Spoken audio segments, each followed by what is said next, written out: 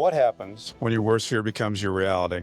Hi, I'm Brent Cassidy. Welcome to the Nightmare Success In and Out podcast, where we explore how to overcome your fears and nightmares and set yourself free.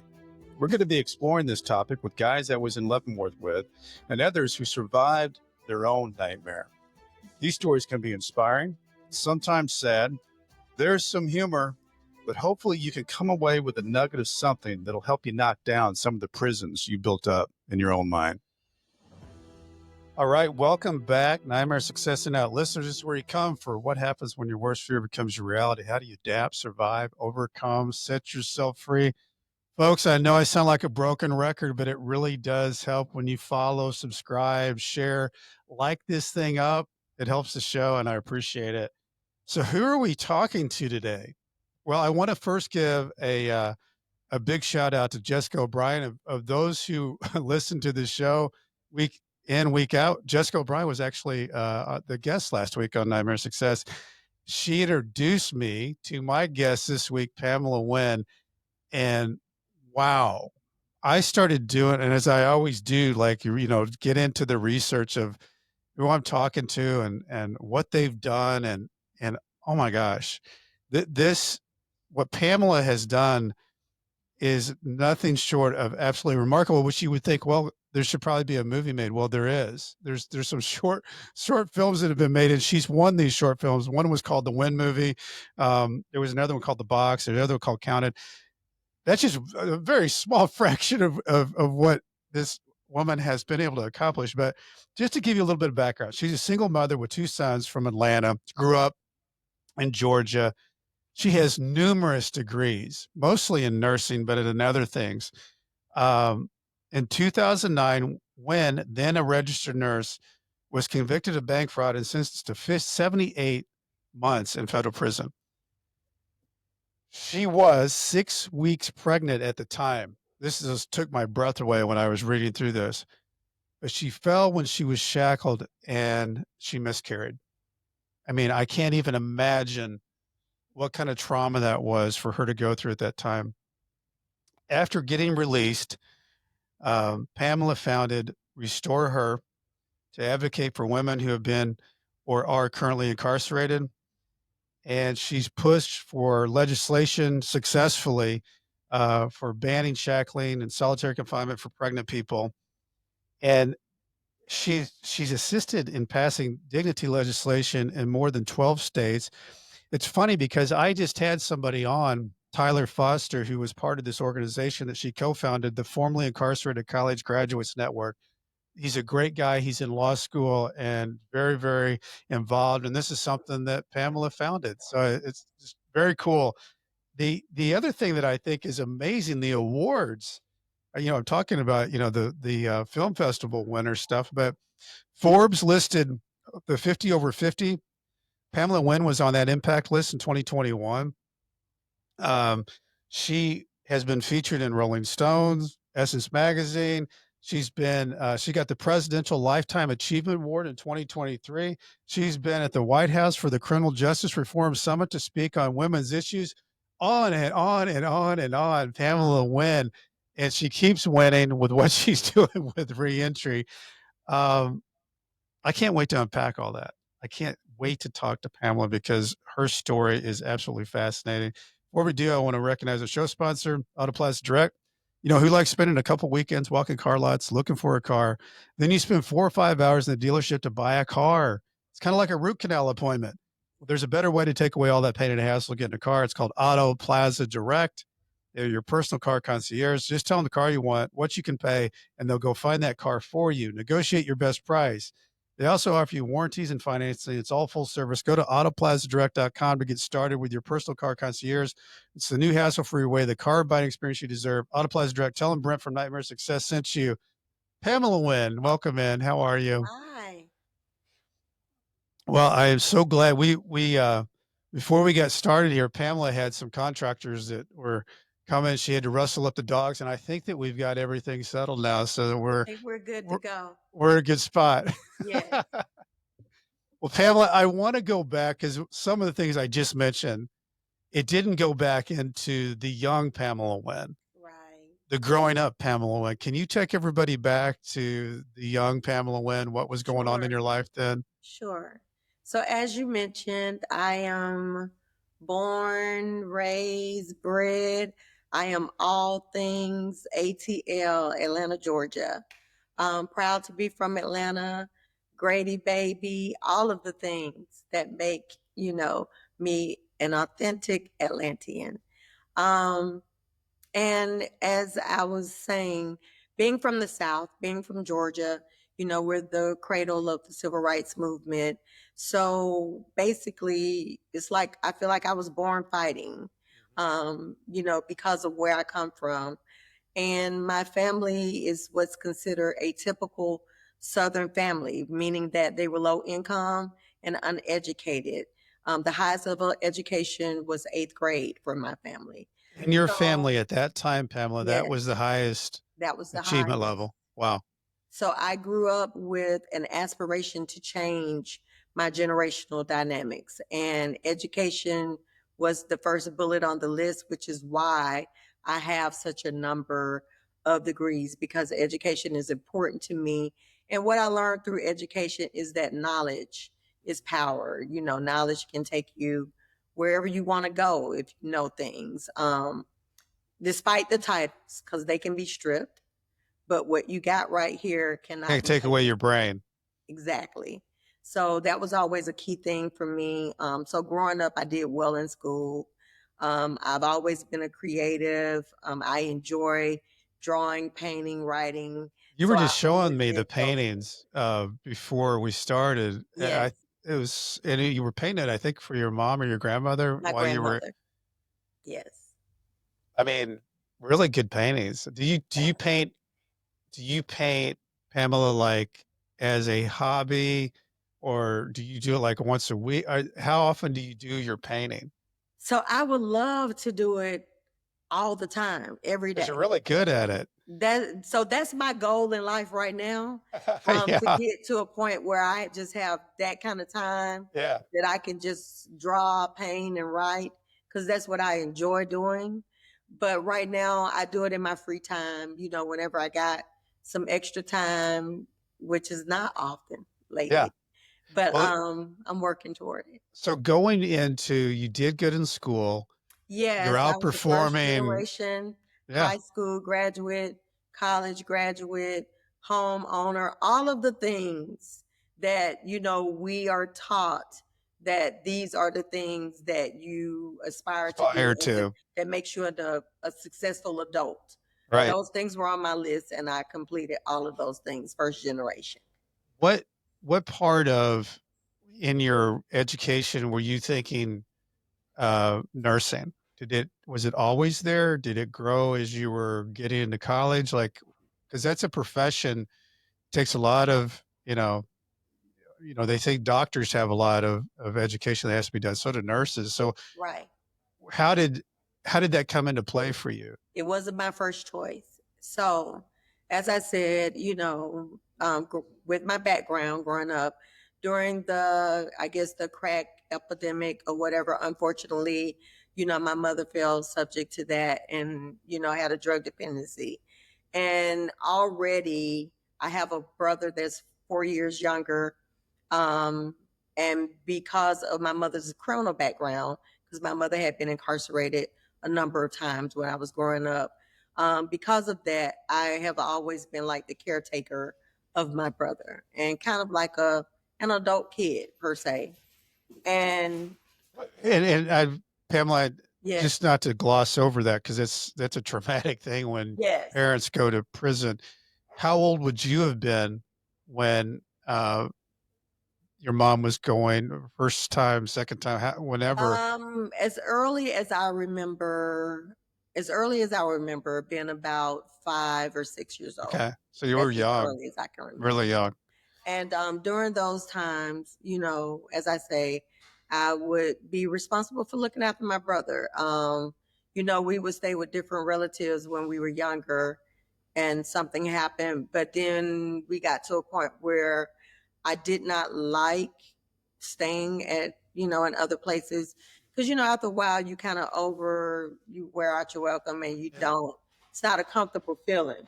Yeah. It's not as easy. Um, and so I, I think about 8 years old, I was like, we just want to stay home. We did have a family member that would come during the summer and stay there with us, but we opted to stay home.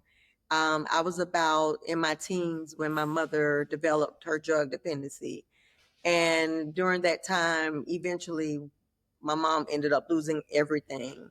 So at about 15, my brother and I were pretty much on our own. Yeah, and making sure. So I was making sure You that had we to got grow to up school every fast. day, and we had what we needed. And Yeah. then there was also a point where we didn't have anywhere to stay. And so that was included in the day now. Where are we going to sleep tonight? Um, Fortunately, this was during my senior year of high school. And as I said, I was always very smart in school. I was working 2 jobs as a senior in high school. I was getting out of school at noon because I had more than enough credits to graduate. And so that was very helpful, you know, with the situation. It wasn't as great for my brother because during this time, he was about 12, 13. My brother ended up dropping out of school and selling drugs to help take care of us. And his outcome has not been like mine. My brother's currently serving a 65-year sentence. Mm. And not because he did, when you think somebody got sentenced to 65 years, he did something horrific. It was because he had a number of the same charges, possession charges. It And all here in added up. Georgia, they can sentence you on a state charge under something called a recidivist, where they consider you a habitual violator of the same crime. And that's how he got that amount of time. So nonviolent, nothing of the sort, but serving time as if he, has, A lifetime. like he was a mass murderer. And so, of course, the biggest part about my work that bothers me the most is the fact that I do this work, but thus far I have not been able to be successful in getting my brother home, although I am, working towards that every day. So yeah, that was pretty much, my upbringing. So I managed to get a scholarship to Spelman.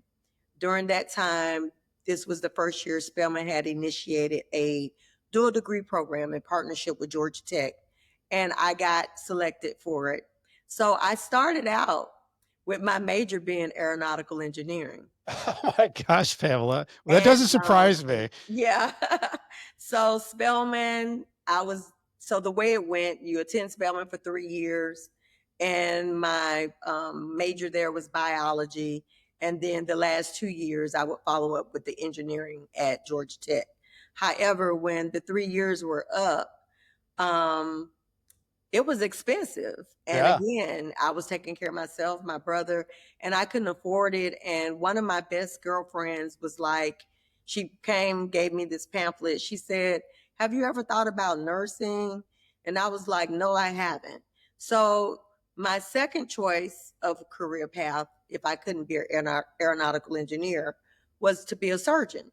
So I said, well, it's not quite a surgeon, but it is in the medical field. So I looked at the brochure. She was like, this is only a 18-month program. You can get licensed as a practical nurse. You can make decent money where you could be able to afford to take care of you and your brother. And I was like, bet, let's do it. Yeah. And so Works. that's what I did. I completed that, but then I just went straight back in, got my license as a licensed practical nurse. So now I was working as a nurse and also still in school. Went back, got my RN, and then I just kept going from there, because each program I completed bridged over into something else. And so that's how I got a number of degrees. And of course, since I've been home, I've been involved in a number, of curriculums, completed a number of things that I'm proud of. A couple of certificates from Harvard. I I saw just that. graduated, What was it? What was Jessica the and thing? I, from Yale last week. Yeah. So what was the thing from Harvard? What looked like there So, was a whole executive educational program. education course Okay. at the Harvard Kennedy School Yeah. around policy and politics Okay. to reinforce the work that I do. Yeah. And then the second one was from the Harvard Business School. And it also was around, it was called around policy and power and influence. Okay. So the things that I do now basically reinforce my work and kind of, give me more knowledge to do things that I'm doing. That's awesome. Well, talking about all the things that you're doing now, when you go back to where things went bad, when you had a nightmare land on you, Yes. what happened? So I look back on that time and I think of it often now, when I'm doing things, because in the midst of it happening, I was completely blind. I didn't understand what was going on. Well, and it reads like it just pops off the page, Pamela, because you read all this stuff of everything that you are so accomplished and you always have been so driven. And I was talking to my wife last night. And I said, I'm really excited to interview Pamela Winn. And she said, why did she go to prison? I said, it's bank fraud. She said she was a nurse. I said, yeah, but Yeah. I So was, let me make it make sense for you. yeah. Okay, so again, as part of my growing up and seeing my mom, be incarcerated and not being able to get, a career or a job because of her background, of course, that was also on my list that I would not do those things. And then having my brother end up go the same direction. Mhm. So, now I'm a nurse, not just a nurse. I have a number of certifications as a nurse. I specialized in women's health. So I've done OBGYN, I've done labor and delivery, I've done newborn, I've done the whole gamut under women's health as a nurse. And the last things that I did as a nurse, I was a surgical nurse. So I was able to get as close as I could to being that surgeon as a surgical nurse and an assist in surgery. And I was like, okay, this is all great. Now it's time for me to check another thing off my list. And that was to be an entrepreneur. Mhm.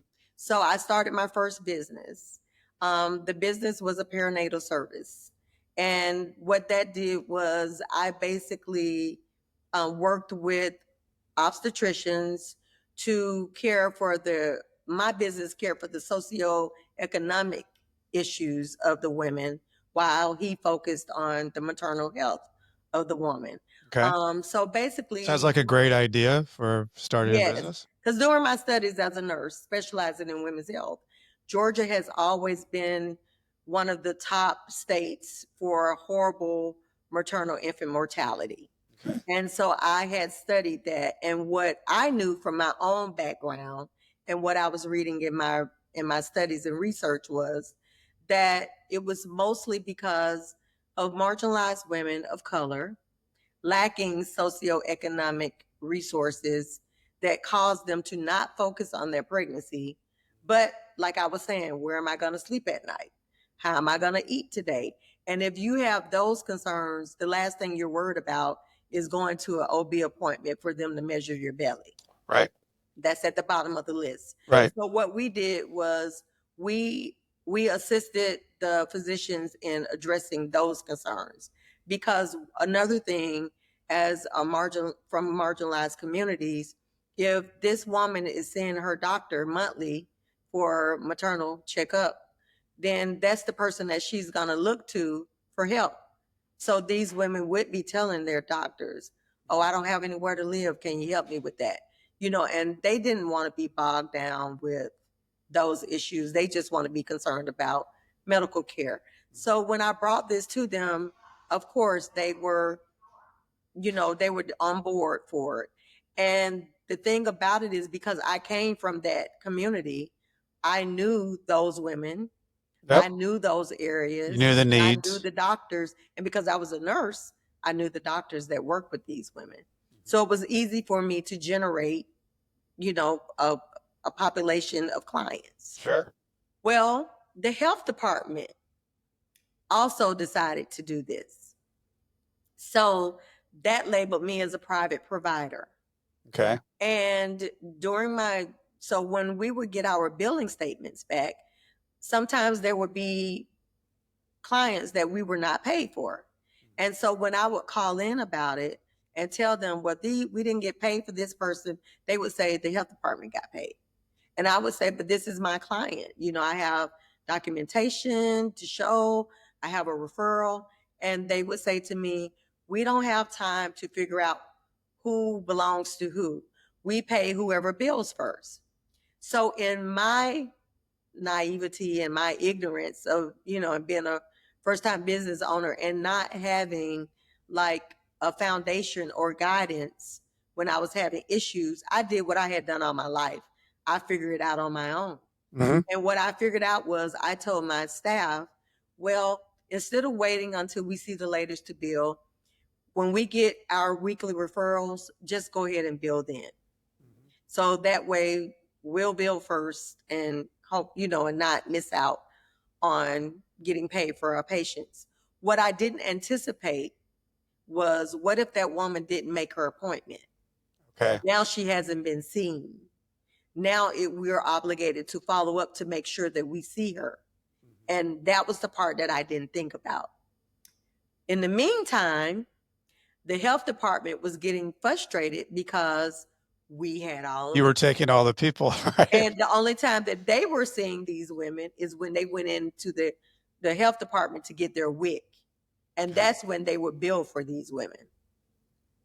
So they complained to the state about my Your business. Yeah. Who is this first? Who is this business? So my business was called Silver Spoons Perinatal Service. And our motto was all babies should be born with a silver spoon in their mouth. And so, of course, they checked us out. I was the only person listed there. It was my business. So it wasn't like it was a group or a coalition of folks. It was just me. I had been in business a year and a half now, and there was nobody else, just You were it. Yes. The buck stopped on your desk. Yes. And so there was a knock at the door one day, and it was the state saying that they were coming to do an audit. I was puzzled by that because the contract that I had with the state stated that I wasn't due for an audit until I had been in business at least 3 years. Okay. And I was only a year and a half old. So I didn't feel comfortable with it, but at the same time, I didn't feel like I had anything to hide. So I let them in. One of the other things that I had done, because like I told you, I've always been very studious. I had a friend that was into data technology. And as my patient list started growing, it was kind of challenging to keep up with everybody. At this time, Microsoft had just come out with this Access software. And so we sat down and we created a database for my patients where I could pull them up by name, due date, however I wanted. And so that made things so much easier for me. So we started putting all the women in the database. And when we would complete a person's care, we would print out, and that would be their file. So when they came to audit me, they were like, oh, we need to see your patient files. I was like, sure, they're here. We had 2,500 patients. And of the 2,500 patients, there were only 20 that we had not seen. And of course, they don't say that in the indictment. Of course not. 2,500, they only missed 20. Right. You don't hear that part. All you hear is 20 counts of healthcare fraud. Right. And so they find me. So they asked me, and this is another thing that's tricky about the criminal legal system.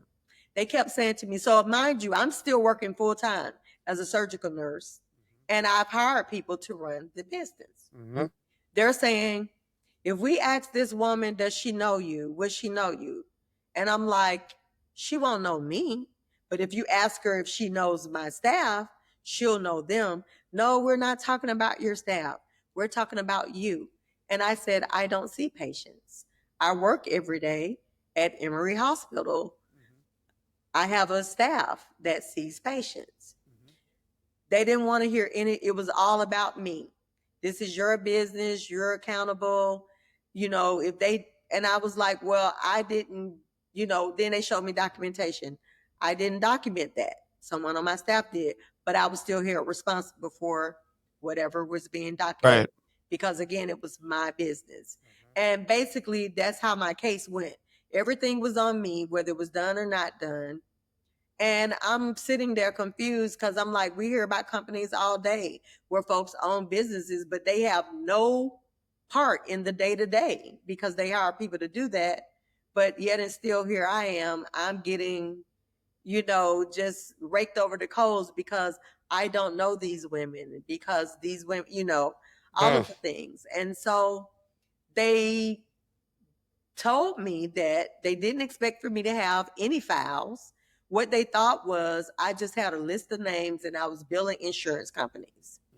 So they were surprised to see that it was actually a legitimate business. They asked to take my files with them because they had not been prepared to look at files, and definitely not 2,500 files. So that was the second mistake that I made. And you probably, at this time, Pamela, you probably hadn't talked to an attorney or anything. Nobody. You were just kind of just letting them go. I'm just kind of letting them do whatever they want to do, thinking I have Yeah, nothing you're to helping them hide. out. I got nothing to hide. Here it Yes. is. Not knowing that all I was doing was helping them to build a case against me. Exactly. And as my lawyer explained to me when I got one, he said, Miss Winn, you seem to be a very brilliant young lady.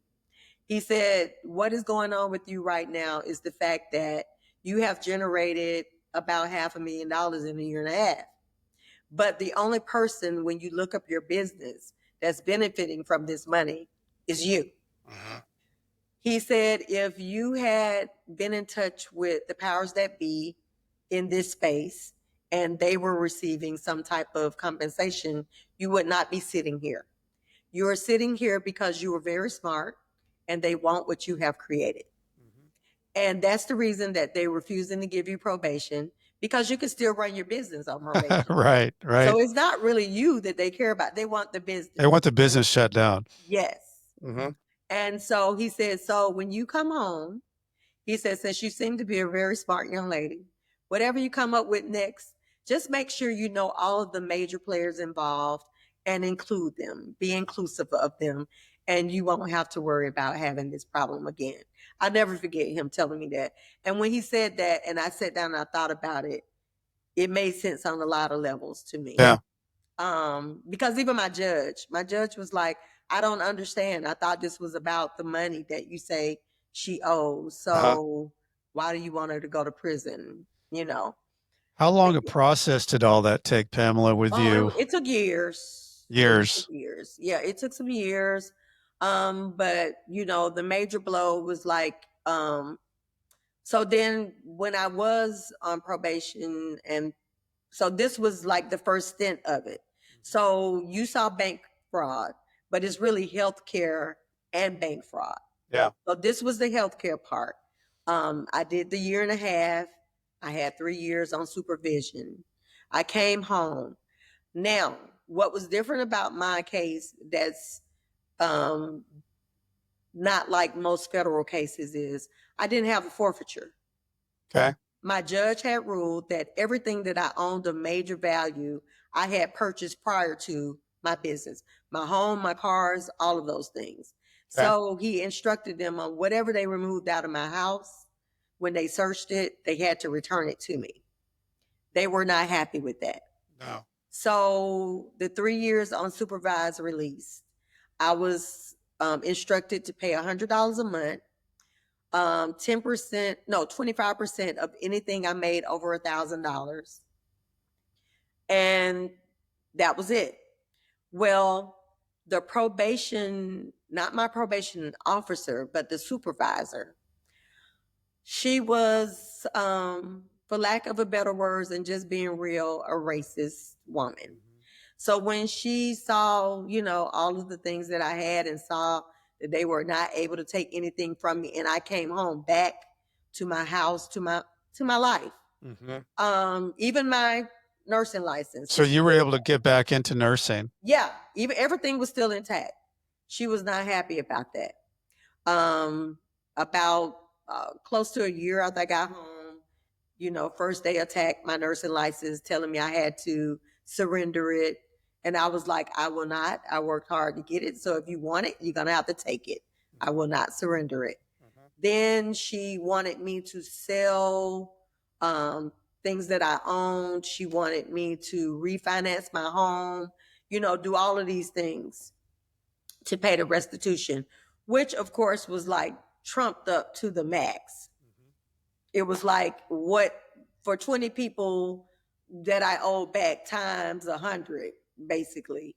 Right. Over, hundreds of thousands of dollars, which was the other reason that I really didn't take it seriously.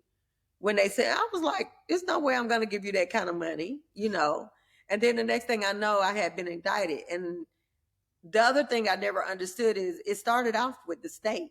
I never understood how it became federal. Right. But it did. And then when I was in there, I was also fined. That database that I told you about. Yeah. I was fined for that because I was told that I was supposed to maintain a paper file. And like I told you, I was creating. You were too efficient, Pamela. Yes. So while I'm incarcerated and I call home and I'm talking to my best girlfriend, she says, "Are you sitting down?" And I was like, "No, you have to stand up on this phone." Right. And she says, "Well, I have something to tell you." I said, "What?" She said, "I'm taking some classes." I said, "Okay, that's good." She said, "Yeah, but it's what the classes are for." I said, "What are they for?"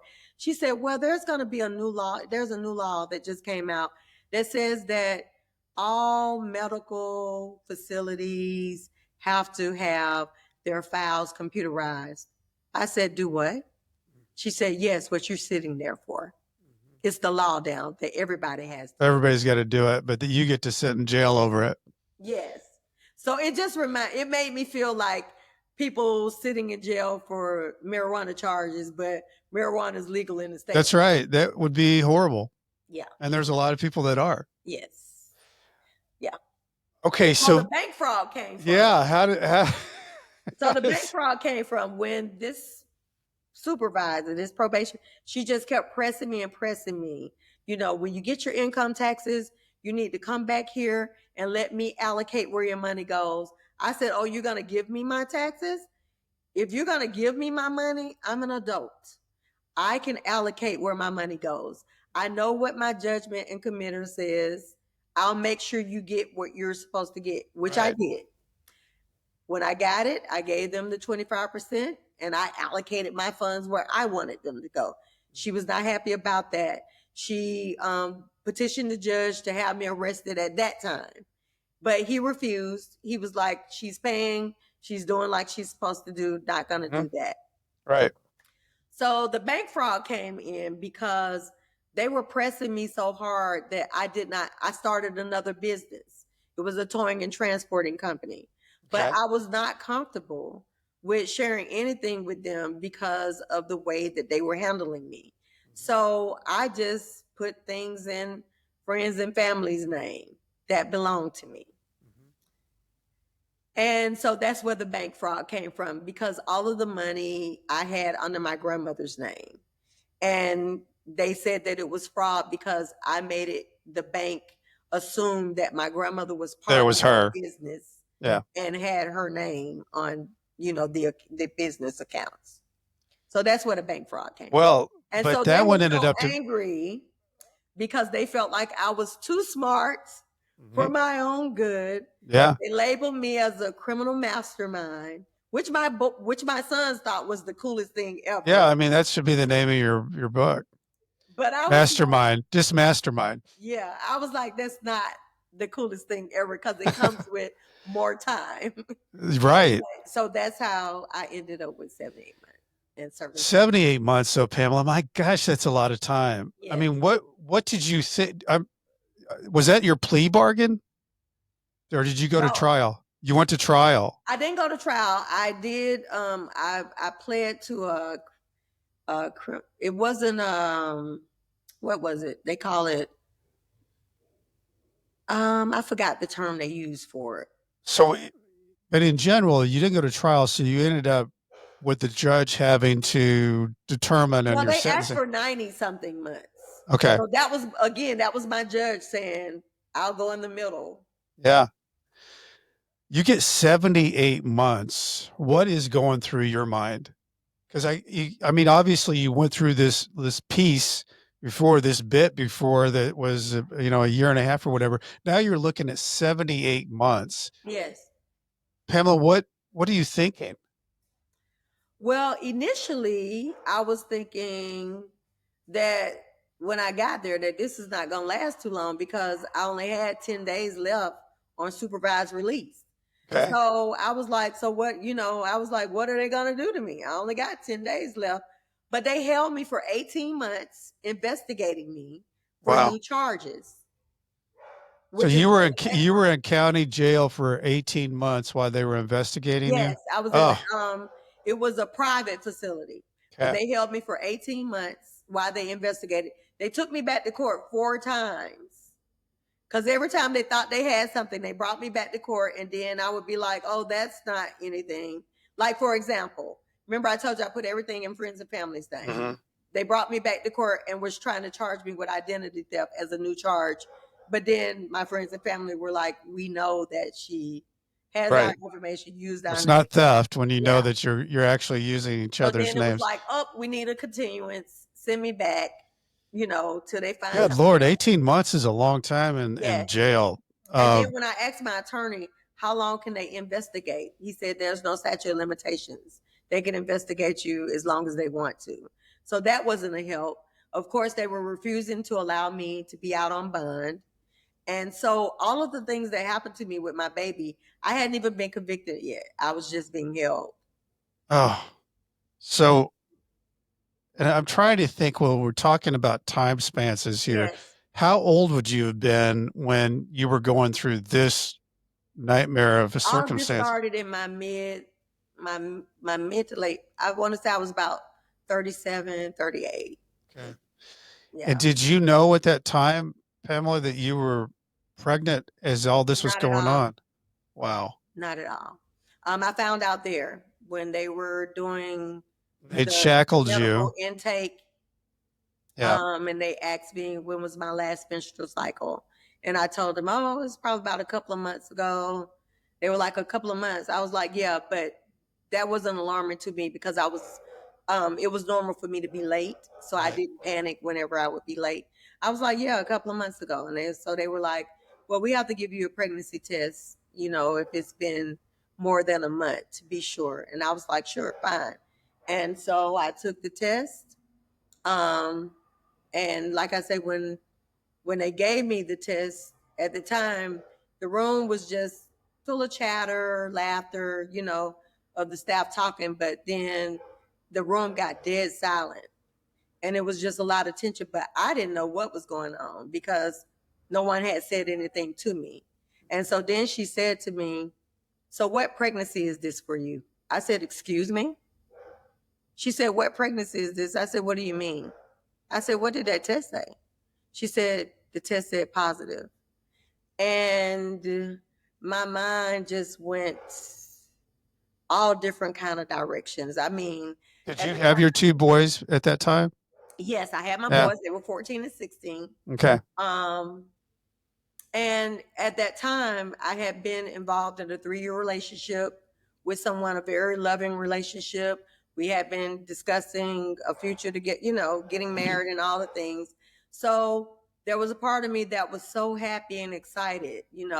We have created a life out of Yeah. love. And I was happy, like, can't wait to tell him. But then as soon as my mind said, can't wait to tell him, the other part hit, bam, Right. look where you are. Reality. Yeah. Yes. I didn't know at this point, I didn't know how long I was going to be there. I didn't even know what was going to go on. I'm still thinking about I only had 10 days left on supervised release. So Right. in my mind, I'm like, well, maybe I won't, I shouldn't be here long, and so I'm telling myself, just relax and, deal with this. And when I get out of here, I can discuss it with him. But that day didn't come. Mm. Okay. So was it shortly after that when you were shackled and fell I and had had been them? shackled the entire time because, mind you, I was going back and forth to court. Right. So they were So shackling every you time then. I was going to court, I was shackled. But prior, it was like, whatever, this is what they do. But now I knew that I was pregnant. So the next time they took me out, I was saying to them, you know that I'm pregnant, right? And their response to me was, it doesn't matter. This is our contract. Our contract says we shackle everyone, regardless of who they are and what the situation is. Wow. So you find out how does this information when you fall down, do you know when you're shackled that do you feel like this has been the type of fall that would cause a miscarriage? What I knew is that the fall was hard as hell. So mind you, shackling looked like a chain double wrapped around my belly that was black boxed to my wrist cuffs, and then chains, wrist, cuffs Down on to my your ankle ankles. split, Yeah. a chain in between.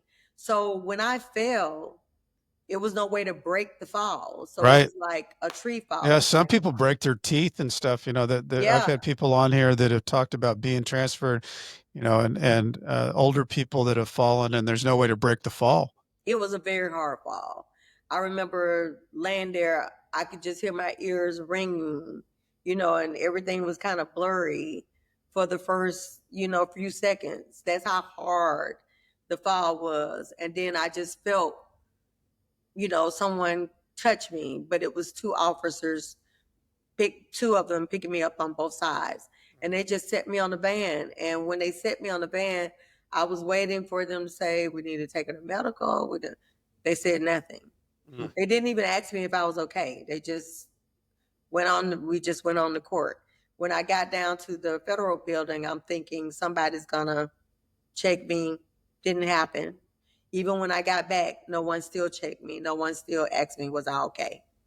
Wow. What And year then I would that have, started having problems shortly after how long ago would that have been? that this happened. Yeah. 2008. 2008. So we're not talking about 1955. No. This is 2008, present day, 21st century, and they're Yes. walking you around like cattle and not checking to see if you're okay. And knowing that you're pregnant because you've been tested in their facility. Right. Wow. Well, I want to get into how you ate your time and did your time. Before we do that, I want to um, recognize Discoverability Company. A lot of people don't like how they show up online. Many individuals think there's no hope when it comes to managing your reputation on Google or on the internet. There is hope. It's called the Discoverability Company, and they can help you whether you're building a reputation from scratch, repairing your search results after a negative news story. Discoverability can also help you how you're portrayed on popular AI services like ChatGPT. To learn more, visit discoverability.co, not .com, .co. They're even launching a do-it-yourself SEO option, a course for individuals who want to take on their search results on their own budget and speed. Listeners of Nightmare Success can take $100 off the DIY SEO course with coupon code Nightmare Success. And I want to recognize that the Nightmare Success podcast is sponsored by the White Collar Support Group, the world's first support group devoted to people navigating the white collar criminal justice system. I'm a member of the White Collar Support Group, and I can tell you this is a bunch of people who help each other through the criminal justice journey for free. Whether you're just starting your journey or you made it through to the other side, this is a great space for you. You can join us on Zoom Monday, 7 p.m. Eastern Time. And I want to say that we're working on a federal expungement initiative. So go to prisonist.org to find out more, or you can go to the federal expungement initiative.com and find out more. So, Pamela, Yes. you get this horrendous, awful sentence of 78 months. Yes. What do you, so what happens? Like, where do you go? What, like in a situation like that, that's being taken away for a while. Um, where do they ship you off to? They shipped me to Coleman. Okay. Yeah. I had requested to go to Mariana, but they sent me to Coleman. And that's where I was until like the last couple of years. And then the last couple of years, I was sent to Alderson. Okay. I finished up. How did you handle your time? A lot of people do their time in different ways. How did you Yeah, do yeah. yours? Well, mind you, prior to being sent to Coleman, the last 8 months of going to court and being convicted and sentenced and all the things I spent in solitary confinement. So for me, the That's a hardest part of long my time. time I had already completed. Um, when I got to Coleman, I was a very angry woman, Yeah. very angry because of all the things that had Everything that had transpired gone before I on. got Yeah. there. Um, I was very isolated. I didn't want to talk to anyone. I didn't want to be bothered. I just wanted to be to myself and, serve my time so I could get back home. I ended up choosing, so of course, at the camp, everybody has to have a job. And so going through the orientation and hearing all of the things that were available, I chose to do welding. Um, and I chose welding because prior to me going anywhere, I owned race cars. So that was Okay. something I used to do in my spare time. And whenever something would break on my car and I would need it welded, they would charge me $85 an hour. So I There's a knew lot of money in that welding it when you made good said that. money. So I was Exactly. like, okay, I can learn how to weld. I'm going to do welding, Uh-huh. then I can fix on my own cars. So um, that's what I did. I chose to weld. And the officer that was the supervisor over welding, Mr. Fred Case, was actually a pastor. Okay. And there was a woman that I served my time with, an older lady, Miss Elaine Pittman, who's very special to me, that worked there as well. And she was a very religious woman. She had been sentenced to a lot of time. So much time she wouldn't even tell you what the number was. She would just say, I'm not going to be here that amount of time. Okay. And so every day when I would come into work, they would be in there and they would do like a little small Bible study type thing. And Mr. Case, he was very tall. Mr. Case had to be about 6'7", maybe 6'5". That is tall. Yeah. Had a very deep, deep bellowing voice, and he would call my name, Winn. He was like, how are you this morning? And I would just be like, fine. But again, I'm angry. I don't want to talk. But Right. every morning he would just always ask me some type of question. And even though I would never answer him, I would think about it, during the day. I would listen to them, talking back and forth, but I would never, indulge. Eventually, so then he found out that I like to draw and paint. And he found out because when I would be in the day room, that's what I would sit in there and do. And Okay. one of the ladies seen that I could draw. And she approached me and told me the holidays was coming up and they would decorate the unit. And she wanted to know would I help them. So I was like, sure, because it would give me something to do. That led to me doing stuff for people's birthdays and decorating their cubes. Yeah. And Big so, deal. yes, so Mr. Case had found out, that this was something that I like to do because when we weren't working, that's what I would be doing there. And he went and got me paint from maintenance, whatever paint that they weren't using anymore. So I had like a whole locker of paint in there to the point where when they would shake down, he would put the paint in his office so Yeah. it wouldn't get taken away. Yeah. And we had so Coleman, for those that don't know, it's the largest federal complex in the United States. It has two men's penitentiaries, a medium for men, a low, and it had a camp for women. So the welding that I did was for the men's institutions. And because it was so big, I had a pickup truck that I drove every day, but we had also gotten an easy cart. And the thing on the complex was everybody had the painted easy carts with their teams or whoever, on it. So Mr. Case, ours was yellow, beat up, just, it was not in the mix. And so for Mr. Case's birthday, so once I finally opened up, I started talking with them, and they started helping me to really deal with the anger. I didn't ever tell them what I had went through. So they didn't even know about that. They just knew I was angry. Mm-hmm. And so I wanted to do something nice for him for his birthday. He had a son that was playing football for Florida State University. And Mr. Case was a former Marine.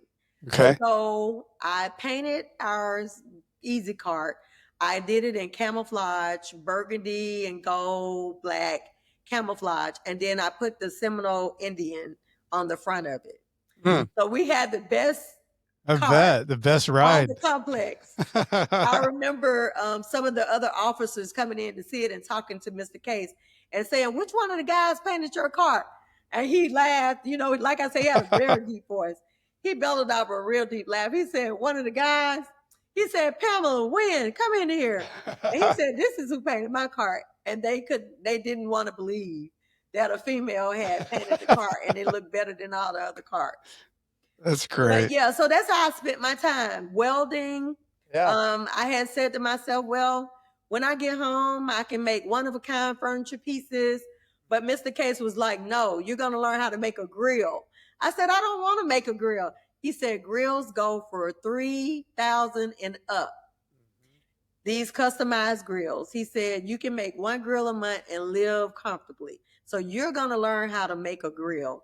So he taught me how to make a grill out of propane tank. That was the first grill that I learned to make. Okay. And then he taught me to make a grill onto a trailer, because he said when he retired, he was going to do, what did they do before the game? Tailgates. Yeah.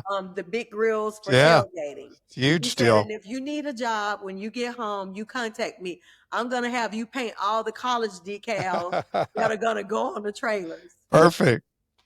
And yeah, so that's how I spent my time. The last couple of years, I went to Audison. I was accepted in the drug program. Yeah. Although I didn't have a drug case or any drug use history, they accepted me. My attorney told me to ask for it when I got there.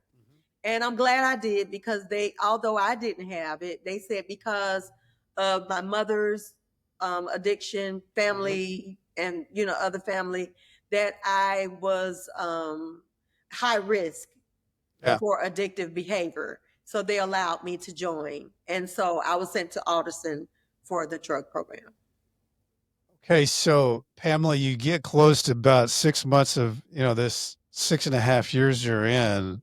What are you thinking about getting out, reentry? What's like in your mind about how you're going to reenter society? Coming home, that was hard for me. I lost my house like the last few months of my incarceration. So now I was wondering where I was going to live. Who's taking care of the boys? My sons. So another issue I had to deal with. I didn't have family support. So, and when they took me away, they didn't let me speak to my sons who were asleep. So for 2 days, I didn't even know where my sons were. I didn't know if they had gave them to family children services, if they left them at home or what. But they had left them at home. So I spent time being concerned, because they were 14 and 16, of somebody finding out they were home alone and, taking them. But what ended up happening was, the third year that I was gone, my house ended up getting broken into. So when I called home that evening, my sons told me that when they got home from practice and work, that literally someone had backed up a truck to the house and moved us. They had killed my dogs. I've always had dogs. They had killed the dogs. So now I was afraid of what would have happened if my sons had been there. And I could not phantom anything happening to my sons while I was gone on my watch. And I say my watch because I left them home alone. Right. So at that point, my younger son went and stayed with his coach. My older son, which is actually my brother's son, but I've raised him from a month old. Okay. My brother had other kids, so he went and lived with one of his siblings. Okay. And so that's what they were. But coming home, But while I was gone, they did well. They graduated from high school. They got scholarships. You know, they were in college. When I came home, they were doing well. Your boys graduated from college. You Yeah, get they were in home. college when I came home. Right. They were in college when you came home. And then how are things when you get home? When I get home, things are not good. Um, Which I and say not I don't want to good, but now gloss that I over this, think about Pamela. it, huh? I don't want to gloss over that because people listening to your story would assume that you just hit the ground running, everything happened No, for I'm you about and to it was tell all you good. that was not true. And I think it's important because this goes into 1,100 prisons Yeah, for people to understand that reentry is one of the hardest things you've it got to is. do. And you can't quit on it. You have to figure it out. And it's a You do. hard thing to figure out. It is. And so I had a number of things that made it challenging for me. One, those degrees that I had before I left. Because now looking for a job, people were like, you know, I got to fill out an application. I got to say what my credentials are. And they're looking at me like, you're overqualified. Why do you want this job? Right. And then I have to explain, which leads me to explain why. And then, of course, I'm not hearing from them anymore. So I went through a period of more than 2 years just trying to find a job. Yeah, it was almost right at 3 years before I found a job. And then that job was at the AutoZone Mhm. in the neighborhood that I grew up in, Yeah. making $8 an hour, Yeah. working about With all those 17, degrees. yes, with all those degrees, 17 hours a week. Yeah. They weren't even giving me 20 hours. So trying to figure that thing out. You know, having to see childhood friends, people that I grew up with, you know, Yeah. having to eat that humble Oh, pie. yeah. It's very Because, humbling. yes, very humbling. And Because you know again, what? these people knew me as being Oh, yeah. The one that successful. was accomplishing everything. Right, right. So, you know, so mentally and emotionally having to, you know, deal with those things. My sons, although they had completed school and were in college, there was so much at 19 and 21 that I felt like as young men, they would have known if I had been home, but they didn't have a clue about. The main thing being financial literacy.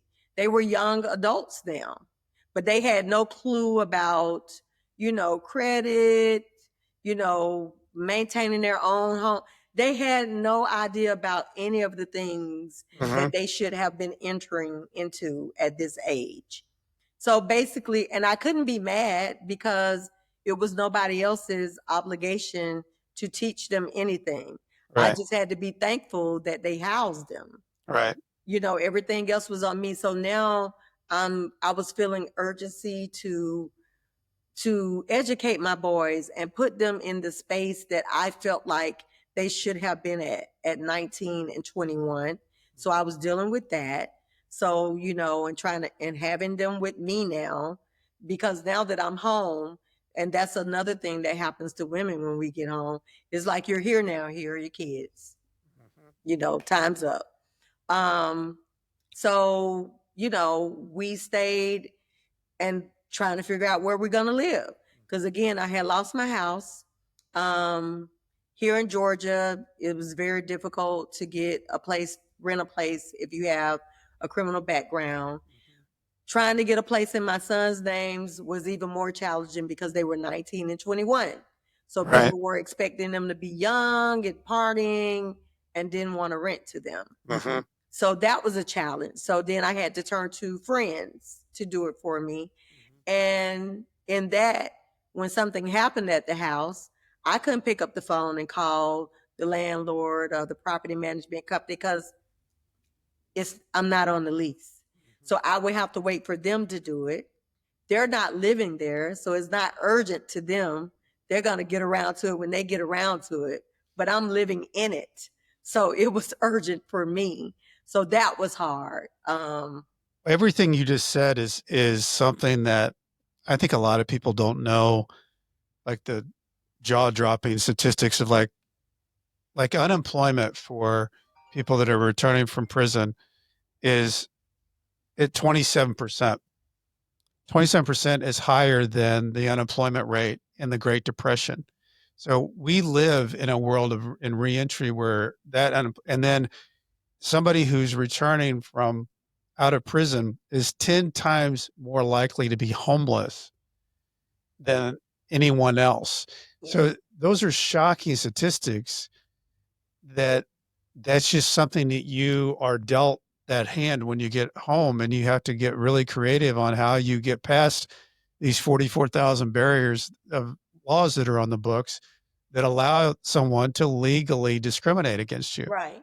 So you did it though. When did Yes. you start feeling like, Pamela, that you were kind of catching your second wind? Because it started happening for you. Um, you 2 or 3 years, you got the job, and then when did you start feeling like, wait, I'm doing this, I can do something here and make change and impact? And how did that come to you? Okay. So I think this part is important for folks to know. So they don't get confused, because I know we all have ideas about how we're going to move and what we're going to do when we come home. Because for me, I felt like with everything that I know, when I get home in a year or two, I should Yeah, be it fine. snap. Right. Yes. So what I want to say about that is this. There are going to be things, there are things that are going to pop up that, as much as you plan, I don't care how much of a planner you are, there are going to be some things that pop up that you didn't plan for, that you weren't expecting. And you're going to have to figure that thing out. Something as simple as relationships, seeing people that you might have been very close to before you left. And now when you come home, you still feel that same closeness, but they're going to be looking at you sideways, and having to, come to terms with that and deal with that, and know that everybody's not going to receive you in the same way. Yeah. That's not something that I had planned for, but that was something that came up that I had to navigate through. Like we're saying now, those collateral consequences, it's so many of them, you don't even know them all until you start trying to do things like even getting an insurance policy. Right. There are some insurance companies that won't allow you because you have a background. Right. Or a bank. Or even with me, with one of the jobs that I had, I was hurt on the job and had a settlement. And my attorney told me, let's just settle with them, because by you having a background, if we take it to court, we have to, the jury has to agree that you deserve what we're asking.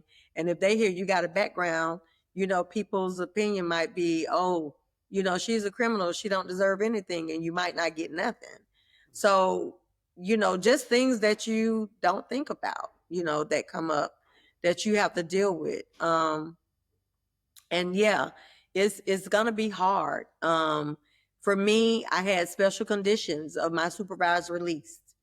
They were, I could not use my credit, I could not get any loans, and I could not spend more than $500 at one time. So coming home with nowhere to live, I couldn't even get my credit ran to get a place. And I had 5 years on supervised release this time. So I had to figure out how to maneuver without doing those things. And when I tell you they are like seriously on it, when I came home, I decided that I would go back to school to get, some more skills. Because again, now I'm 40, in my 40s, early 40s, and I'm trying to figure out what is my new career path going to be. So I decided to go back to school. And because of student loans or something, that was already, they reconstructed everything for me to go back to school. So I didn't use my credit. I didn't get anything new. These were loans that had already been on my credit report. 10 o'clock at night, my probation officer called me and said, Miss Winn, I see you use your credit and you're not. And I was like, I did not use my credit. Please go back and look at that. That was something that was already on my credit. Yeah, so that's how serious Trying to do something for education, which would they're be a looking for positive. any reason to bring you back. Yeah. The 2.5 years that I didn't work, well, how are you taking care of yourself? Where's the money coming from? You know, how did you get that phone? I said, it's on my son's account. Oh, we need your son's information. I'm like, no, my sons don't give me money. They don't take care of me. I am on their account. They're not going to let their account lapse because I don't have my part of the phone bill. So they're going to pay their phone bill, not my phone bill. It's their phone bill. So no. What kept me around those 2.5 years, I had learned how to crochet when I was gone. I was crocheting and selling things. All right. And anyone You that got real knows creative. me, I've always had I grew up with Rottweilers. My dad was a trainer and a breeder. Yeah. So I've always had one. And when I came home, one of my very close friends gifted me with a Rottweiler for Mother's Day. She was having puppies. Okay. She took care of me. I have to give her some credit. Her name is Karma. She's not here anymore, but she took care of me. She took care. Her That's first great. year, she had 12 puppies. Yeah. We were selling them for $500 a pup. Yeah. She took care of me. That's So great. between the litters of pups and crocheting items, and one other, this ring right here, my sons kept this ring while I was gone, and I pawned it for $1,200. So that's how I basically took care of myself. Wow. I was in a rut though, you know, emotionally, mentally, you know, just feeling like, because here I am, like with all these degrees, all this knowledge, and I can't even sufficiently take care of myself.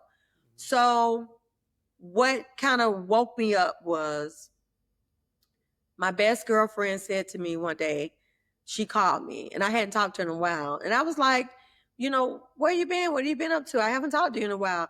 She said to me, the reason you haven't talked to me is because every time I speak to you, you're talking so negatively about what you can't do, what you don't have, you know, having a background, all of that. And she said it just be so heavy, you know, and I don't want to be, I don't want to be drugged down. Yeah. every time I talk to you. And so, of course, you know, it hurt to hear her say that to me. It didn't feel good, but I knew she was right.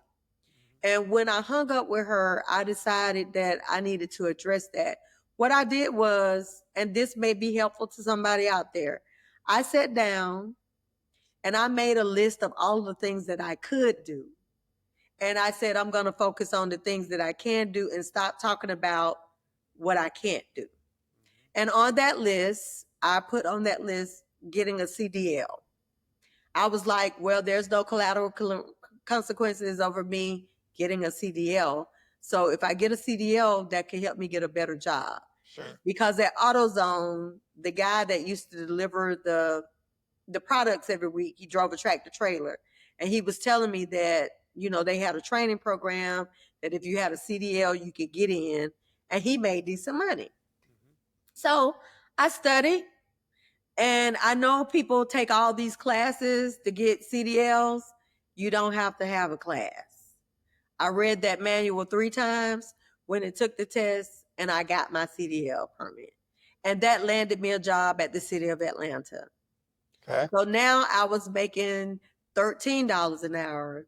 It was a long, for me, I know that doesn't sound like a lot, but it was a long jump from $8 an hour at 17 hours a week. Yeah. Now I'm working full time. They're allowing me to work overtime.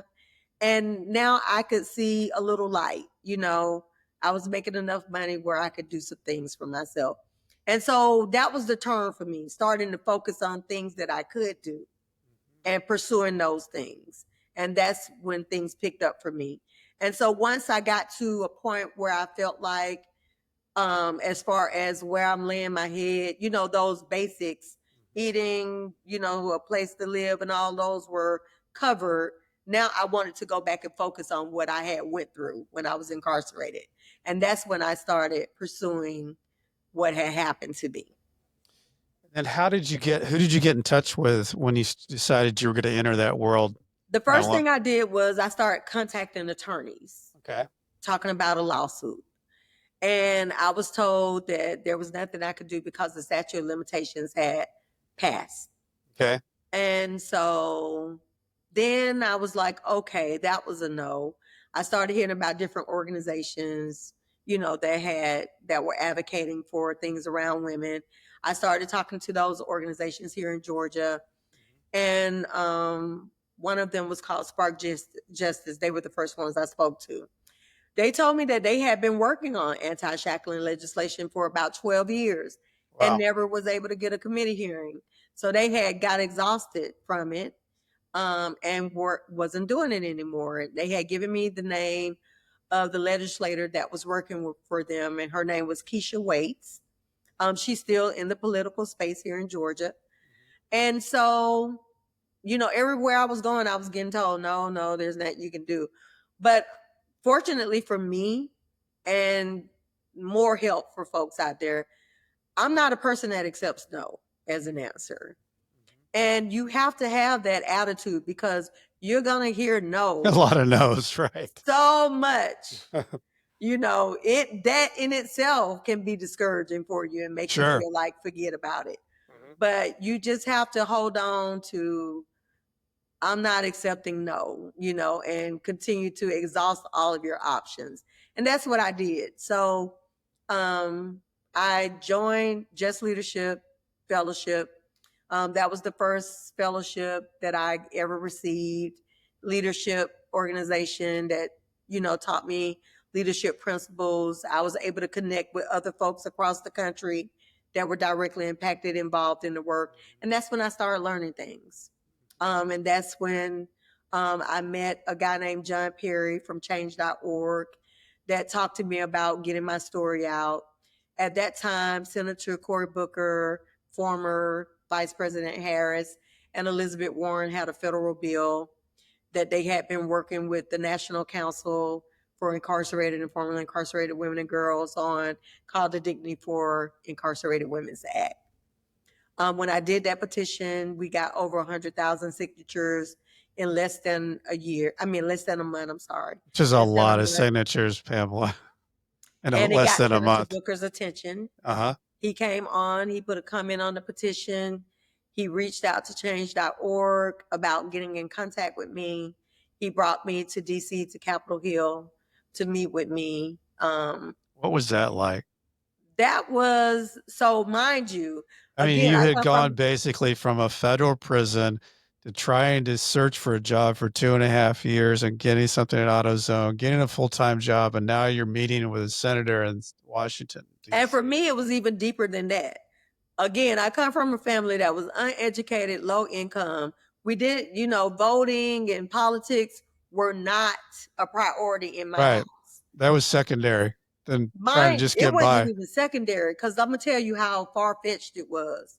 Here I am, a woman in her 40s, and I wasn't aware of local or state elections. Yeah.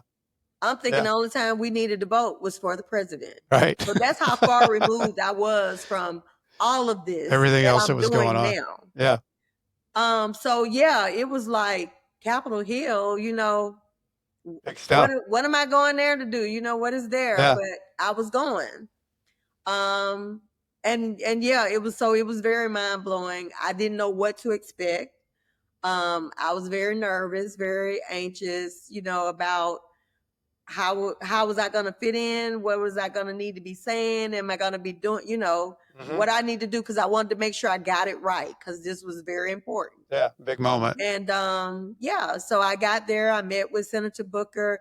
He gave me my first lesson in politics, and that is, it is not is politics over people, not people over politics. He explained to me that the Dignity for Incarcerated Women's Act federal bill was not going to move. It was going to die. And I said, well, why would it die? He said, because the three of them were going to be on the next presidential ticket, which they were, and that they're not going to allow us to get any kind of momentum to go into that race. So it's going to die. And I said, but this is about the people. He said, it's always about politics before the people. So that was my first lesson in politics. Interesting. Yeah. Interesting. And also while I was there, I met Jessica Jackson and Van Jones. And they were very much interested in my story. And I partnered up with them and began working with them, and I haven't looked back since. So I started learning quickly and soaking up everything I could from the two of them, from Senator Booker, and I've been full speed ahead from that point on. And that dignity bill that you talked about that we passed through the states, Yeah. it's 26 states currently. 26 states. My Yes. information is old. Yes, that's fine. Yes, currently 26 states. That's double what I just said. I said as more than 12 states. It's in 26 states. So, and then you got your own organization, which is Restore Her. You've been able to be a part of a voice in big legislation that's happened with the First Step Act, Yes. and Oh, then that all of was these. like Yeah.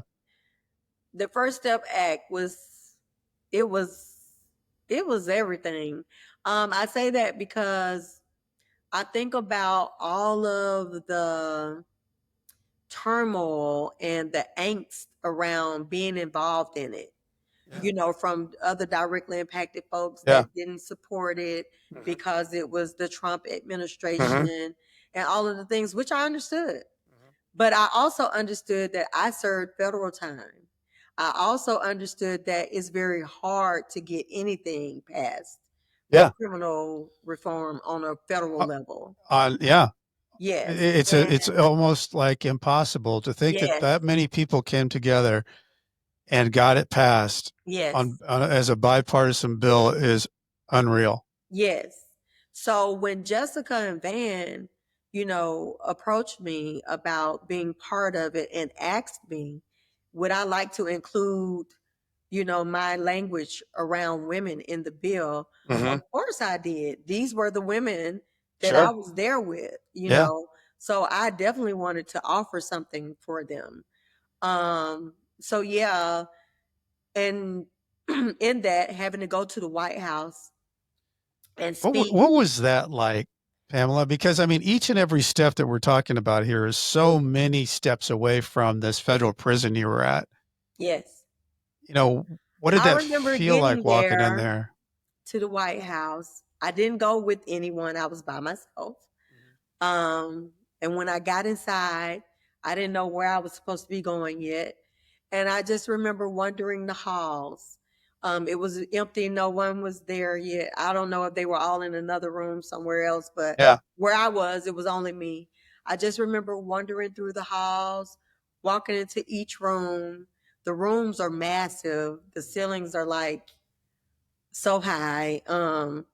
Looking at all of this old art and the architecture of the building, I was just, overwhelmed with the wow that I'm actually here. I remember taking my phone out and just videoing, doing the whole like 360 video. I'm here. Yeah. I'm here. I'm in here. Um, and then when I got to where I was supposed to be, just walking into that room, because the first time that I spoke, they had a gathering of all of the governors of all the states were there. And though that's who I addressed. Wow. Um, so having to address all the governors and Of all then a the smaller states. setting, the women governors, to talk about women's issues, it was like surreal. It was really It surreal. had to be surreal. I mean, and it's when you read your story and all the different things that have gone on with you, Pamela, from the short story documentaries that have won awards, from being in the White House and speaking to the governors, to creating your own nonprofit, to being a co-founder of the college graduate incarcerated, that all these different things that you've done, you put your fingerprints on, but you've never assumed that you can't be there. And I think that's such an incredible message, because you're not just an inspiration to the people in the reentry community. You're an inspiration of people who say, I can instead of I can't. And when Yes, you say you can and you take that step, and start stepping and figuring it out, you didn't know what you were stepping into. I did Those not. were the unknowns, the fear of things. But you met with these people, you took their information and you educated yourself even more. I find it absolutely inspiring how you've done it because it's not easy. Everything that you talked about in the beginning, once you got out, so many people would have quit, you know, just to take a no after a no after a no, or 2.5, 3 years of trying just to get a job, being so qualified. In all of that you've experienced, because your story is something that you read about in books, what do you think, Pamela, is your greatest takeaway through your lived experience through this? My greatest takeaway, my greatest takeaway is that with persistence and perseverance, you can do anything that you set your mind to. Because through all of the things that I went through, and right now they're just going through my head like a reel. And one of the thoughts I just had was about being evicted. Yeah.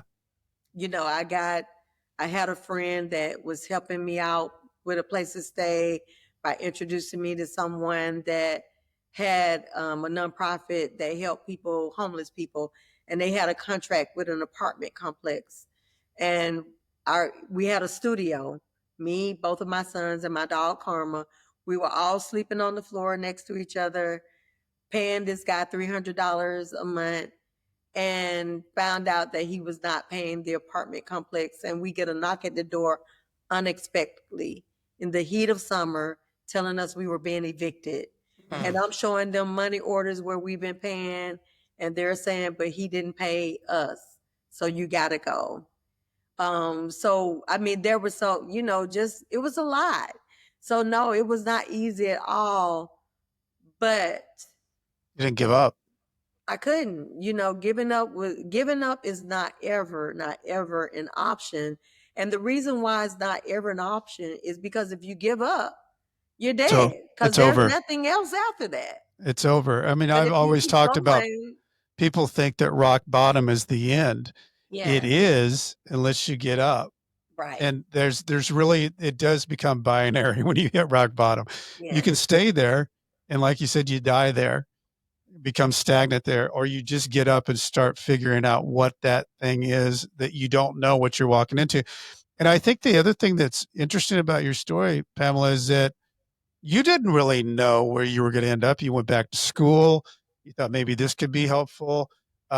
You used welding as something that yes. maybe that could be something when you were in prison. All these different things that happened, you were always thinking, I'm not sure exactly, but I'm going to take these value pieces and I'm going to put them in a I backpack just here. kept trying to create more Keep going. Right. options. And now look at where you are. It's nothing about standing where you are has been easy, but it is inspiring because it can be done. And I love how you talk about that the mindset change happened from that friend. And it was Yes, almost like a light switch went on for yes, you. And you made that list, and you're like, oh my gosh, there is a lot of things I can do.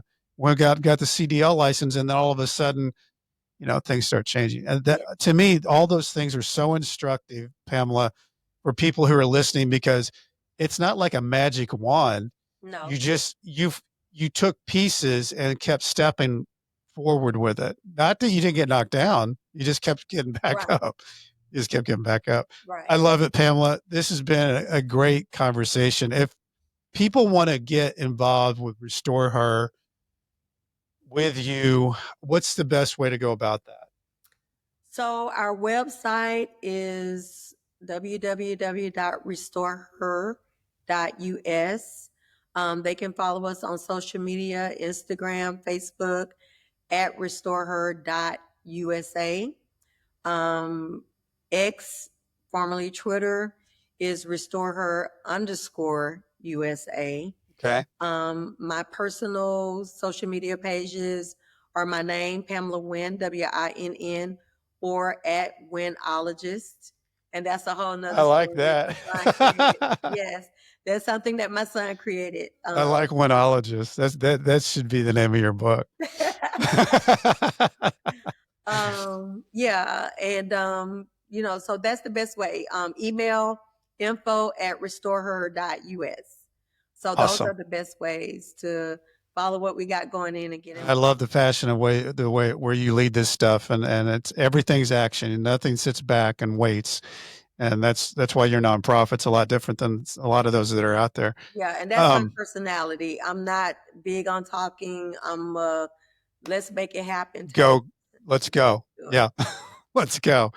Talking about humble and gratitude, I want to thank Homestead Financial for allowing me to use this podcast room with the fancy lights. If anybody's got home mortgage needs out there, Greg Yaftiev is your guy. He knows all that stuff. If anybody's looking for a book out there, I still have a book out there. It's Nightmare, Success, Loyalty, Betrayal, Life Behind Bars, Adapting, and Finally Breaking Free.